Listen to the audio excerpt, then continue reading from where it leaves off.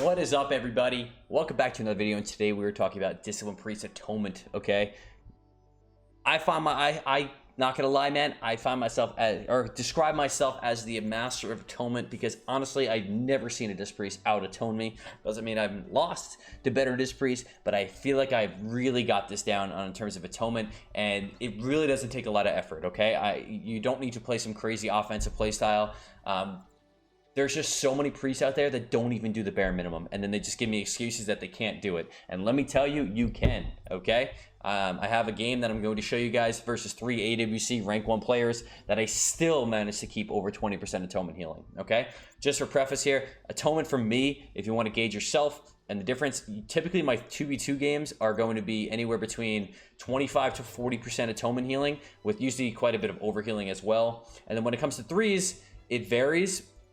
But one game specifically that I was going to show you guys, I still managed to get 21% atonement healing. Actually, this wasn't the right one. Hold on. The other Empyrean domain. This one. In a 12 million healing game, still managed 20% atonement healing, and this really adds up over the course of a long game, and it could also help out contribute a lot of damage. And then when it comes to my damage breakdown of that game, it's mostly just Purge the Wicked. This game, I looked like I did get quite a bit of uptime on. I got 10 Mind Blasts off that game, but you don't even need to. Like, there's definitely games where I don't even get that much uptime on casting damaging spells, and I can still really pump out the atonement.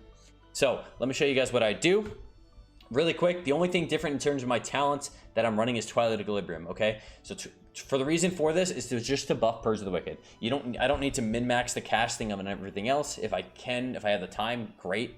But I dropped Will and Woe for Twilight Equilibrium because I just did. Anyway, so the only thing I really use for this, okay, so let me combat here, is if I dot this target here, it's ticking for 37.57, right? If I just straight up just Purge the Wicked without Twilight Equilibrium. But if I now Mind Blast, trigger Twilight Equilibrium to be the next holy spell, okay, and then now I Purge the Wicked, it goes from 37 now to 4,300. So you're getting an extra 15% bonus damage on it. And why is it back down now? I don't know what's going on here, man. Oh, there you go, 43. I don't know what's... like, for some reason it just like scales really weird, but anyway, it works. Okay, I promise. I've tested it more than ample amount of times, but that's literally it. Okay, all I do is cast a shadow spell. I'll cast a shadow spell on a target, Purge the Wicked, and then spread it. Okay, if you don't want to play Twilight Equilibrium, perfectly fine, play Will and Woe, the normal healing build, but just spread your Purge of the Wickeds. It's literally the bare minimum, and I swear you're going to do so much more healing off of Atonement, and it's going to ease up. It's not going to top teammates, but it's going to ease up on the healing and allow you to kind of sustain a little bit more offensive pressure, because if you do get the momentum rolling, because you are helping out with damage as well, and be able to keep your teammates up without having to like sit there and spam heal all the time, you do have like that little bit of, think of like a little rejuve on your targets at all times, pumping it up. That is literally it. I do run one in Abyssal Reverie versus the Bright People that most people run. That's just because I do play a little bit offensive with terms of the casting. If you don't feel like you cast enough, I really couldn't test well if Abyssal Reverie is effective at Purge of the Wicked. I think it is, but I couldn't tell. And even if it did, like, it was so inconsistent. I don't know why I couldn't test it properly. Maybe someone in chat in the comments knows about this, but. If you did want to run this, I would have to drop borrowed time, and I feel like borrowed time is just a little bit better, even if the 10% works. So I did drop one of those, but I do make sure I make sure that I do am casting shadow spells. Another quick tip on that note is use Shadow or Death very often. Okay, so just you don't need to use Shadow or Death if they're not in death range. Just tossing them. It only does 3% of your health. You're not going to kill yourself on it, but the expiation and the damage is really, really beneficial for Atonement, and using it all the time. Obviously, make sure you don't use it if you need death for like a hunter or a mage or something like that. But if you are versing a team that you don't need to death anything, use it on cooldown, man. It's really good Atonement healing, and it's good damage. You get the expiation, and then also if you're playing Twilight Equilibrium, you get the bonus of that, right? So, I could Mind Blast, death this guy, and then I could reapply that Purge of Wicked even stronger now, and then I could spread that to somebody else, right? And just constantly spreading those Purge of the Wickeds, keeping up as much as I can. That is it for the talents. So I just want to show you guys some gameplay of it. So this was the game that I was mentioning.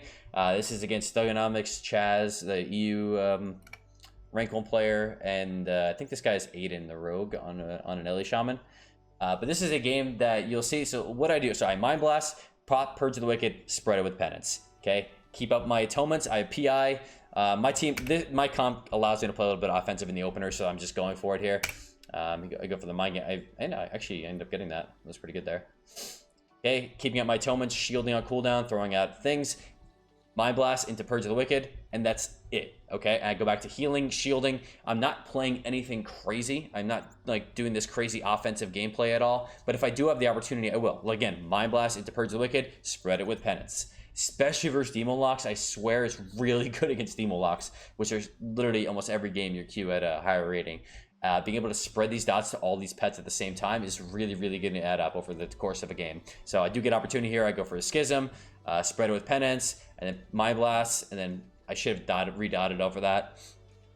And then, outside of that, I'm really not playing any different. I'm just prioritizing Purge of the Wicked. You don't need to go out of your way to get mind games, optimize your damage rotation. Just literally keep up your dots and keep up your atonements, and everything else is just exactly the same as you would play normally. And then over the course of the game, you'll see, like, I'm really, my positioning is the same. I'm not doing anything different. Just this one little tip of doing this. Guy gets really close. It was funny. I was like, oh, let's go for a drink. Guy just instantly is dying, and I have to force out a swap there.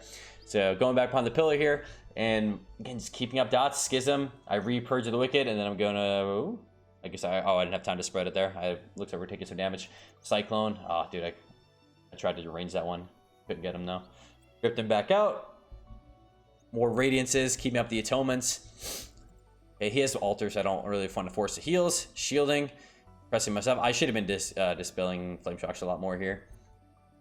Again, just spamming heals. This Ellie Shaman just, like, literally wasn't pressing kick. It was kind of weird. I'm not going to lie. Mind Games. Penance him. Okay, Solace on cooldown as well, because I am playing Solace. If you are playing that, it also helps out with the atonement healing over the course of the game as well. Keeping dots. And if you don't have the opportunity to spread the dots, you can just individually apply it if you have downtime in it. Because, like, in between the shields, if you don't need a flash heal, just pop some damage out there, man. It is something that you do have to get used to playing Disc Priest, that you get comfortable with your team not being topped. Like, we're almost never topped this entire game, and that's okay.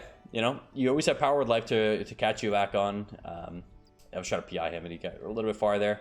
We're gonna go for damage here. I go for the Fear onto the Shaman. I don't bother pushing in to get the Druid there. Spamming heals on him. Not really good positioning on my part. I go for the Haymaker around the pillar. He just denies it, which is funny.